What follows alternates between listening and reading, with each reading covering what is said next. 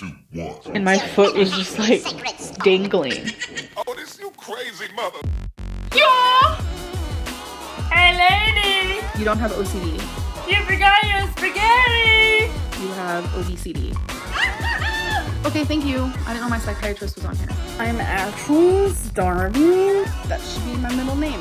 Amberlynn Hungry Reed. I don't know, I just feel so disconnected. She was like, you're healthy. No one cares! But you are obese. Hello? Is anyone home? Hey girls, welcome back. Over the last few days, more and more women have started coming forward with screenshots, voice notes, and stories involving Emily, alleging that she was messaging them behind Amber's back.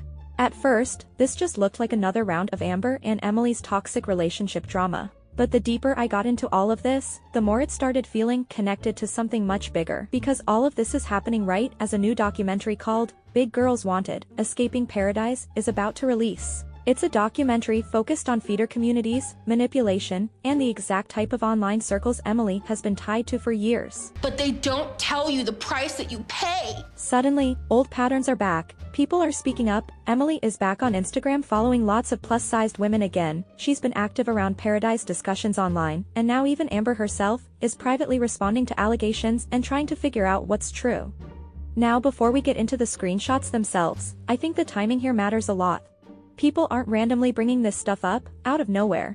The Paradise documentary is suddenly putting feeder culture and these online communities under a microscope again, and Emily's name keeps orbiting around those conversations. Not only has she allegedly been interacting with women privately this entire time, but she's also been publicly liking posts related to Paradise, reposting content about women associated with that community, showing up in Stefan's TikTok live chat, and quietly returning to Instagram. It's almost like Emily never actually distanced herself from that entire world in the first place. Now let's move into the actual allegations themselves, and this is where Amber starts getting pulled directly into the situation. According to these screenshots, people were contacting Amber privately to tell her Emily had been messaging other women on Snapchat, Instagram, and TikTok. This is the screenshot going around right now of Emily's flirty conversation with another woman via Snapchat. This allegedly shows Emily in the DMs, complimenting another woman's appearance, saying cute pic BTW, and the other woman says, you're very good looking, and having what definitely reads like a flirty private conversation. You can see multiple open snaps, what appear to be audio messages, ongoing replies, and disappearing content already viewed between them. The first thing Amber's concerned about is, what does this other woman look like, and desperately wants to see their Instagram. The informant says she doesn't have it. Amber presses further and asks, when Emily said, cute pic BTW, was it a selfie? The informant said, I'm assuming so, yes. Amber says, is she fat? Like no offense, that's Emily's type. She continues saying, I just need more proof of the flirting stuff. What kind of pics did Emily send her? The informant says, I think a lot of it had to do with voice messages more than anything, and probably selfies. And yes, I do believe she was flirting. Amber says, show me. The informant lets Amber know she's trying her best to get more information from her friend. Amber pressures her more to ask if they could get screenshots of their TikTok conversation. The informant is confused as to what TikTok conversation Amber is talking about, and Amber confirms there was a TikTok conversation between Emily and the other woman, asks where she can speak directly with her, and won't let it go until she finds out exactly where to find her. Speaking of Snapchat, there's another screenshot floating around of an alleged conversation Emily had. I'm not sure if this is the same person or someone new, but either way, it stands out, because it allegedly shows nearly minute-long voice messages being exchanged. It's not even necessarily what's being said here individually, it's the level of consistency and familiarity. Long voice notes, daily life updates and compliments sprinkled into conversation and continued replies across disappearing Snapchat messages. When Emily got whiff of these screenshots going around, she directly messaged the person saying, whoever you were sharing those screenshots with, has clearly taken things out of context and is spreading them with malicious intent, to make it seem like I was being unfaithful to Amber when that isn't true.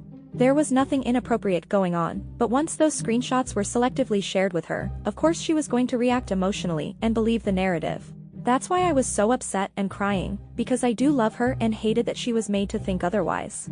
Shortly after, Emily posted this to her Instagram stories, asking people to leave her friends alone. But according to another person, who reached out to me privately, these interactions weren't isolated incidents at all. They claim Emily and Xiomara maintained ongoing private communication for years. So I met Xiomara at a place called Wellspring, and essentially it was quote-unquote fat camp back in 2010, I believe, maybe 2011. It basically was split between high school and college, although we kind of shared the same living spaces. I was on the college side, Xiomara was on the high school side, but we had known of each other because everything was done together. Workouts, meals, personal training, nutrition classes. The only thing different was that they actually went to high school classes while we did not. So that's where I met Xiomara, and then Xiomara was actually sent to the fat camp or wellness camp by Dr. Drew. He was doing some sort of like documentary on obesity of children, and Xiomara actually won one of the scholarships to get sent to Wellspring. Now, when I was there, Wellspring is closed now. It's no longer a thing. I think it just became way too expensive. But when I was there, it was about $6,000 a month. That's kind of how we met each other and kept up with each other, and we followed each other on social media platforms and checked in every now and again, through social media and Snapchat and stuff like that. When I noticed that Xiomara started to go viral on TikTok, I just checked in with her and asked how everything was going. And what ended up happening about, I think, a little over a year ago is she was a part of the Paradise Group, which now has a documentary coming out. She was a part of the Paradise Group and actually moved from Seattle to Las Vegas to be in this Paradise Group, which I don't really know what it entailed. All I know is that there was just one specific guy, and they were kind of all like in a friendly, sexual maybe relationship with this guy.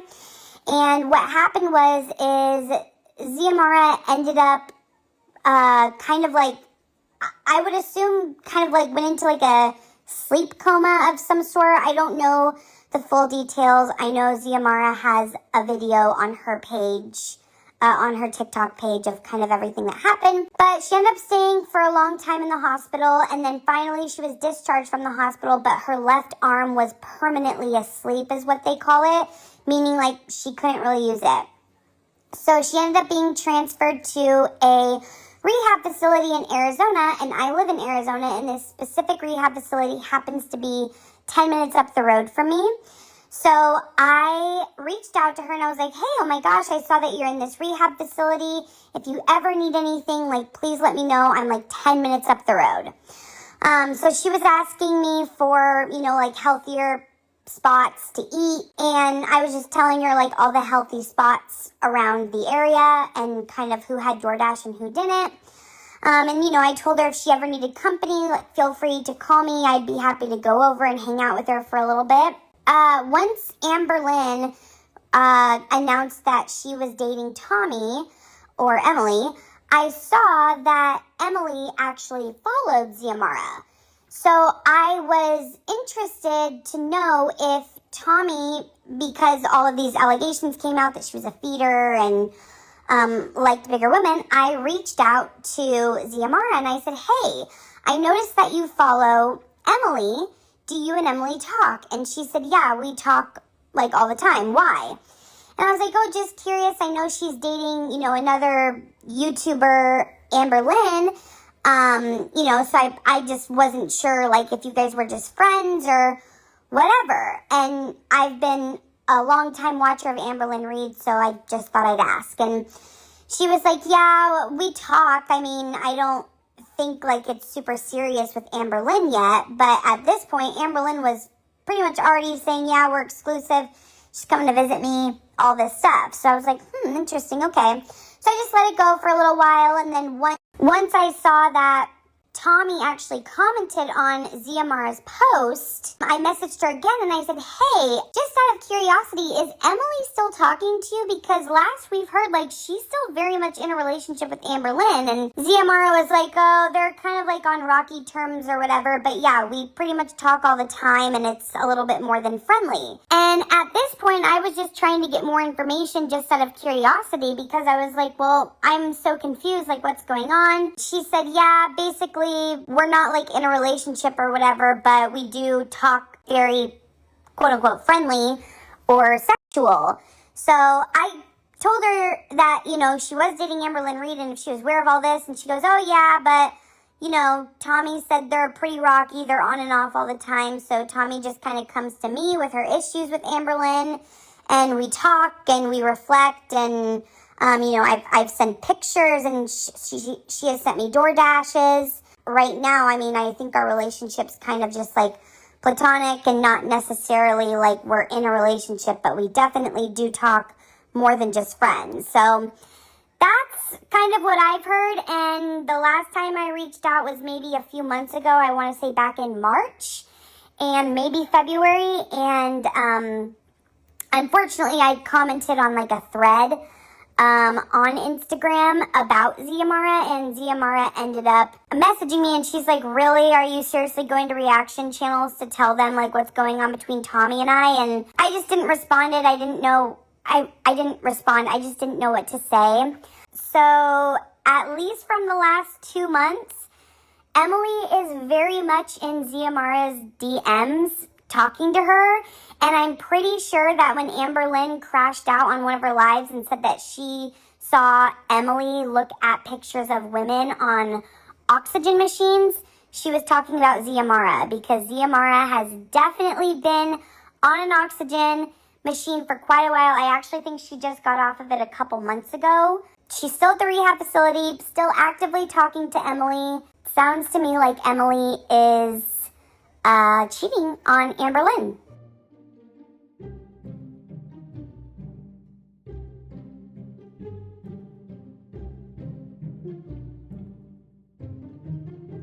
Also, one user claims Emily was already hitting on girls on TikTok, and Amber immediately responds saying, the lies are boring, be more creative.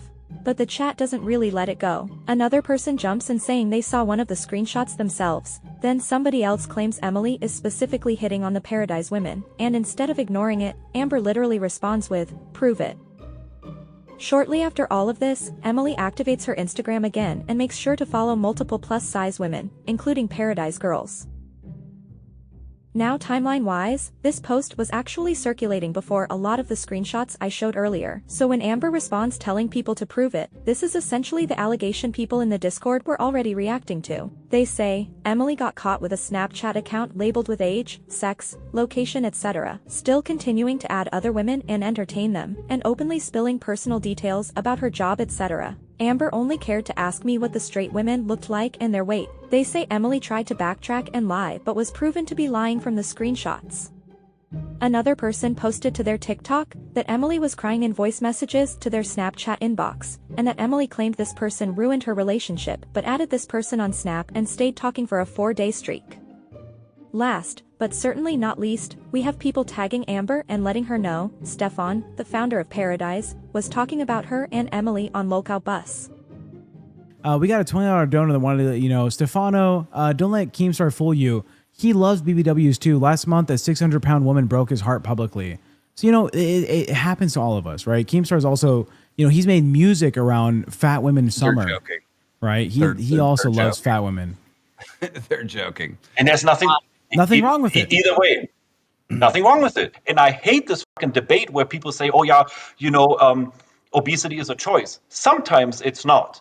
In mathematics and physics or whatever, if there's one example that can negate the statement is invalid. Like, you cannot say all fat people are lazy or all fat people have a choice, because if at least one person doesn't have a choice and it's a medical condition, your statement now is overreaching and shouldn't be made. I don't know if that's true. I think even if you have a thyroid issue, if you're less calories in than she turned vegan. She turned vegan and she ate. I visited her for a while and like she ate portions that like I would have like fallen off the bone.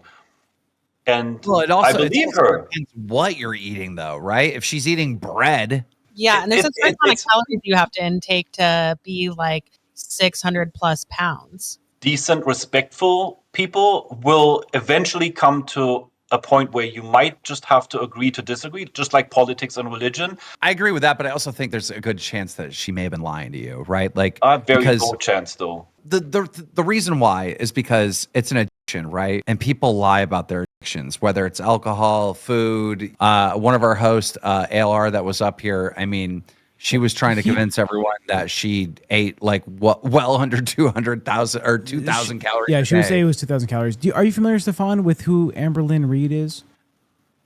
Vaguely, because people in my TikTok chat, like, sometimes bring her up.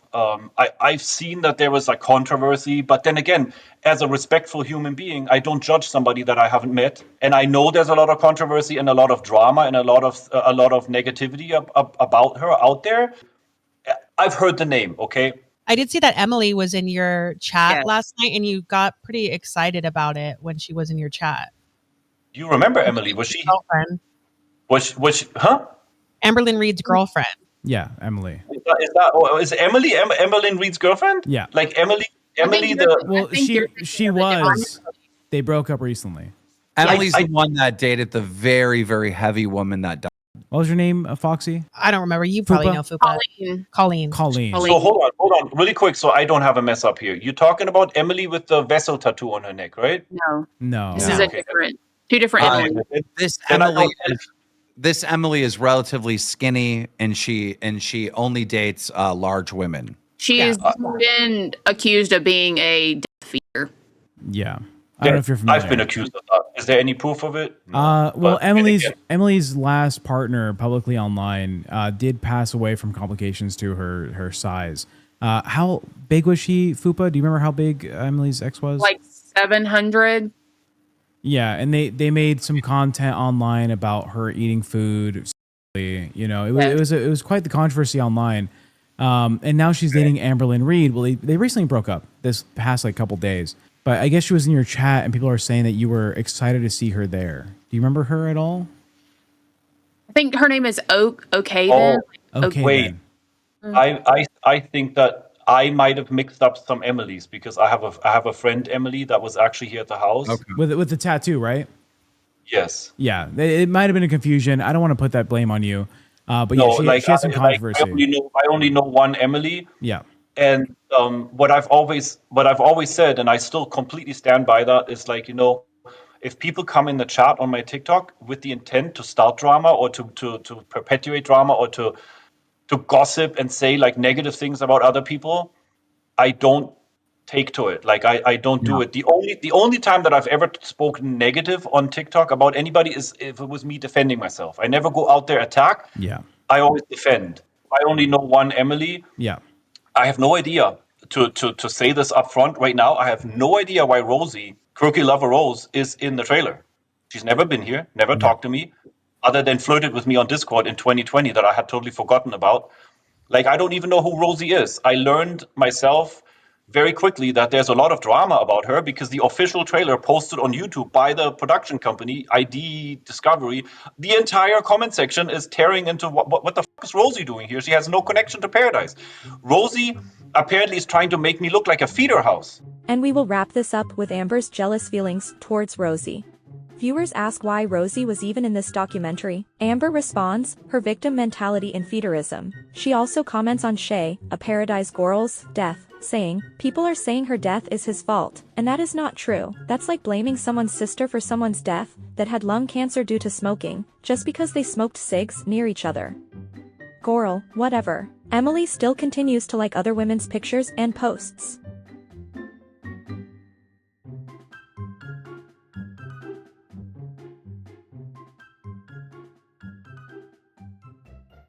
Give it on. Anywhere you say, anywhere. I need people to know that, mental things is scary. There are girls outside right now that are taking selfies in front of a rock wall.